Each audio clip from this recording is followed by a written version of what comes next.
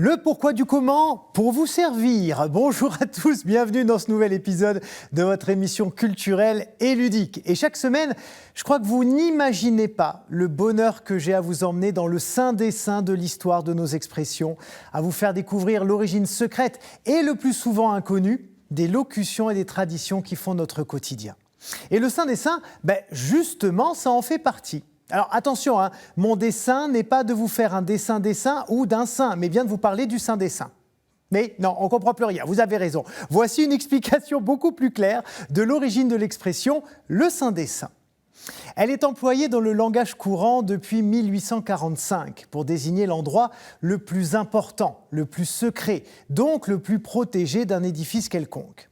Et par analogie, de façon plus moderne, on l'associe à tout lieu prisé et inaccessible pour le commun des mortels. Concrètement, ça peut aller des bureaux du président de la République à la réserve d'or américaine de Fort Knox, par exemple. Mais pourquoi est-ce qu'on évoque les saints, et même plus que ça, le saint des saints, c'est-à-dire quelqu'un qui est au-dessus des saints? Eh bien, pour comprendre, je vous propose de revenir au Xe siècle avant Jésus-Christ, au moment du règne du roi Salomon. Lorsqu'il monte sur le trône d'Israël pour succéder à son père David, Dieu lui demande ce qu'il désire. Salomon réclame alors une double mesure de sagesse et un cœur qui écoute. D'ailleurs, ça doit vous parler, un cœur qui écoute, puisque c'est le titre de l'émission que vous retrouvez tous les vendredis soirs sur KTO. Eh bien, c'est une parole de Salomon, ce roi qui est très vite considéré par le peuple comme un sage parmi les hommes. En fait, de toute l'histoire d'Israël, jamais le pays n'a connu une telle prospérité et une telle puissance que sous son règne. Et c'est justement parce que c'est un souverain solide et bon que Yahvé va l'aider à construire le premier temple juif en plein cœur de Jérusalem. Mais il faut savoir qu'à l'origine, c'est son père, David, qui avait souhaité construire un lieu de culte monumental qui abriterait l'arche d'alliance, c'est-à-dire le coffre qui contient les 2 tables de la loi de Moïse. Mais le projet est différé quand Dieu explique à David qu'il a fait couler trop de sang pour être digne de ce chantier important et que la construction se ferait au cours d'un règne pacifique. C'est justement le cas de celui de son fils, Salomon, qui va faire construire le temple en suivant les instructions de l'Éternel. Pour ce faire, il obtient l'aide précieuse du roi de Tyr, une ville située au sud du Liban actuel.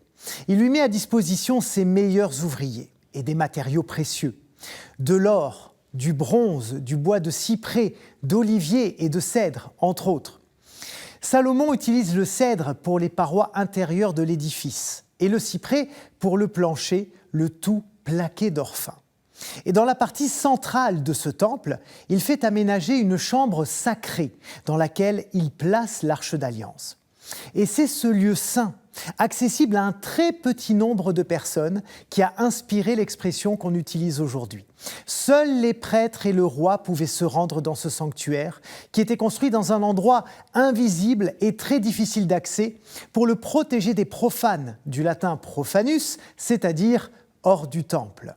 Et plutôt que de parler de lieux très saints, certaines versions de la Bible, dont la Bible de Jérusalem, parlent du Saint des Saints, un superlatif calqué sur une forme rhétorique de l'hébreu qu'on retrouve par exemple dans le livre des livres, le cantique des cantiques, le roi des rois, le seigneur des seigneurs, etc., etc. Et voilà comment, petit à petit, la locution a traversé les âges et a conservé cette dimension sacrée. Voilà, vous savez tout, merci de nous avoir suivis et surtout n'hésitez pas à partager cette émission sur tous les réseaux sociaux. Excellente semaine à tous, à très bientôt.